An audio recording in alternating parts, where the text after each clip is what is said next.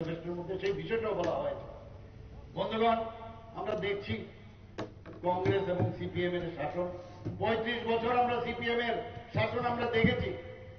যারা জনজাতি গোষ্ঠীর যারা আছে তাদেরকে একটা ভোট বাক্সে পরিণত করেছিল। ওরা 20 আমাদের 7টা বিধানসভা প্রথমেই শুরু করত 20টার থেকে। 20টা ওরা কনফার্ম ছিল যে জনজাতি এরিয়ায় যে সংরক্ষিত আসন 20টা ওরা পাবে, কিন্তু কাজের বেলায় অস্ত্রলম্বা কিছুই করেনি। কিন্তু ভারতীয় জনতা পার্টি আইপিএফটি সরকার যখন আসলো, আপনারা নিজেই দেখেছেন যেভাবে মোদীজি বলেন যে জনজাতিদের উন্নয়ন করাটা আমাদের শুধু না, সেটা আমাদের উচিত। এবং সেই দিশায় আমার পূর্ববর্তী বক্তায় প্রশান্ত বাবু থেকে আরম্ভ করে রঞ্জিত বাবু থেকে আরম্ভ করে স্বপ্না দিক থেকে আরম্ভ করে সবাই বলেছেন, এখানে আমাদের প্রাক্তন উপমুখ্যমন্ত্রীজিও বলেছেন যে একমাত্র মোদীজি পারেন যে জনজাতিদের উন্নয়নের স্বার্থে সেই কাজটা করা, এবং সেইভাবেই কাজ করছে। এখানে বিস্তারিত আলোচনা হয়েছে ত্রিপুরার জনজাতিদের উন্নয়নের লক্ষ্যে কিভাবে আমাদের প্রধানমন্ত্রীজি কাজ করছেন। প্রধানমন্ত্রীজি কিছুদিন আগে আপনারা দেখেছেন যে আস্তাবল মাঠে, যেটা বিবেকানন্দ ময়দান, সেখানে এসে কি বলেছেন যে আমি 10 বছরে আমি যা করেছি কিছুই করিনি। কি করেছেন উনি? বলে ট্রেলার খালি আমি দেখিয়েছি, পিকচার তো আমি বাকি হ্যাঁ। ট্রেলার দেখিয়েছি। আমি যদি তৃতীয়বারের জন্য প্রধানমন্ত্রী হই, তারপরে বাকি পিকচার আপনাদের সামনে আমি রাখবো। কত বড় কথা! এবং কি বলছেন উনি? উনি গ্যারান্টির কথা বলছেন। আমরা সত্যি এক এক সময় অবাক লাগে, এই কমিউনিস্ট এবং কংগ্রেসের যাদের হাতে এখনো রক্তর দাগ এখনো শুকোয়নি, ওরা দুজন এখন হাত মিলিয়েছে। আমরা বিধানসভার 2023-এর ইলেকশনে আমরা দেখেছি একজন আরেকজনকে আমরা দেখতাম ওদের সময়ে খুন, সন্ত্রাস, নির্যাতন, নারী নির্যাতন থেকে বাদ নেই কিছু, অগ্নিসংযোগ। সেই জায়গার থেকে তখন 2018-তে মাননীয় প্রধানমন্ত্রীজি এই দুঃশাসন এবং কুশাসনের শাসন থেকে আমাদের মুক্তি দিল। তারপরে ডেভেলপমেন্ট, উন্নয়ন কাকে বলে সেটা আমরা দেখতে পেলাম। আমি নিশ্চিত যে আগামী দিন যেটা মাননীয় প্রধানমন্ত্রীজি বলছেন যে সবকা সাথ সবকা বিকাশ, বিশ্বাস আর প্রয়াস, সেই কাজটা হবে। ওনারা এখন কি বলছেন? এখন কি বলছেন? বলছেন যে না, এখন সময়ের কারণে আমরা একজনের হাতে আরেকজনের হাত মিলিয়েছি। Need of the hour. আগে বুর্জুয়া বলতো, সিপিএম কংগ্রেসকে বুর্জুয়া বলতো, বুর্জুয়াদের সাথে হাত মিলিয়েছে।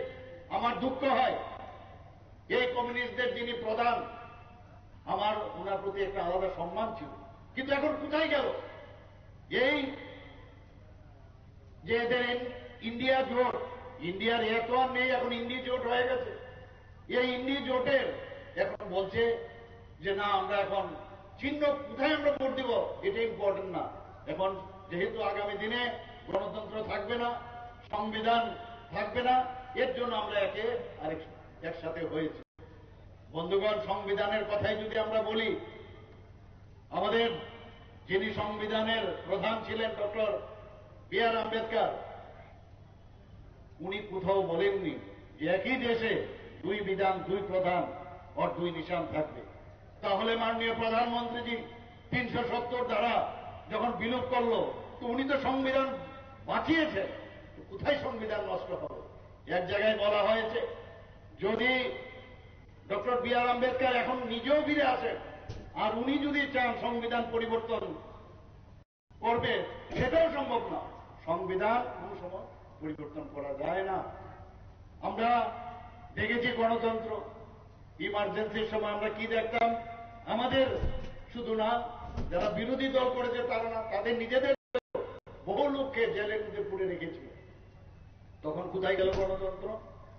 আমরা শিখ নিধন দেখেছি, যখন ইন্দিরা গান্ধী যখন অ্যাসেসিনেশন হয়, রাজীব গান্ধী যখন মারা যায়, সমস্ত ভারতবর্ষে, দিল্লিতে বিশেষ করে সব জায়গায় শিখ নিধন আমরা দেখেছি। তখন গণতন্ত্র কোথায় গেল?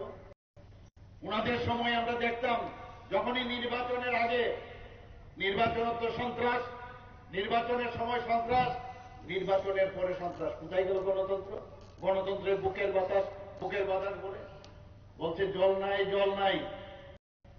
সেই পুরনো যে কথাগুলো মুখস্থ করা সেগুলো এখন বলতে থাকে। আরে 3% জল জীবন মিশনের আওতায় 3% ছিল, সেখানে এই সরকার আসার পর 56%-এর উপর হয়ে গেছে বন্ধুগণ।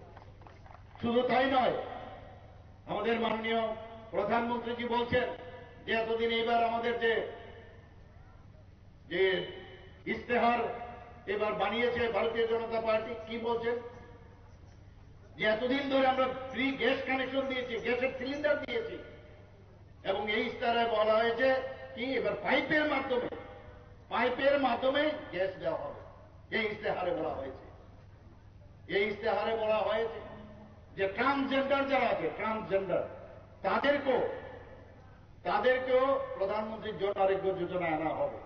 শুধু তাই নয় বন্ধুগণ, 70 বছরের ঊর্ধ্বে যারা আছেন ভারতবর্ষে তাদেরকে সবাইকে আগামী দিন প্রধানমন্ত্রীর জন আরোগ্য যোজনার যে আমাদের যে যোজনা তার আওতায় আনা হবে। ভাবুন মাননীয় প্রধানমন্ত্রী, সেখানে কোন ধর্মের কোন বর্ণের সেটা দেখা হবে না, সবাই 70 বছরের ঊর্ধ্বে তাদের জন্য করা হবে। প্রধানমন্ত্রীজি এবার যে ঘোষণা আমাদের নির্বাচনী ইস্তেহারে দেওয়া হয়েছে, আমরা সবাই জানি যে বুলেট ট্রেন আহমেদাবাদ থেকে প্রথম যে ট্রেন সেটা বোম্বেতে আসবে। সেই ট্রেন উনি বলছেন প্রায় শেষের পথে তার কাজ। শুধু পশ্চিমে শুধু নয়, উত্তর ভারতে হবে একটা বুলেট ট্রেন দেবে, একটা সাউথ ইন্ডিয়াতে দেবে, আর একটা আমাদের ইস্ট ইন্ডিয়াতে দেবে, পূর্ব ভারতে দেবে, একটা করে বুলেট ট্রেন। বন্দে ভারত 3 প্রকারের বন্দে ভারতের সংখ্যা আরো বাড়াবেন এবারে ইস্তেহারে বলা হয়েছে। বন্দে ভারতে একটা হবে স্লিপার, একটা হচ্ছে চেয়ার, আর একটা হচ্ছে মেট্রো।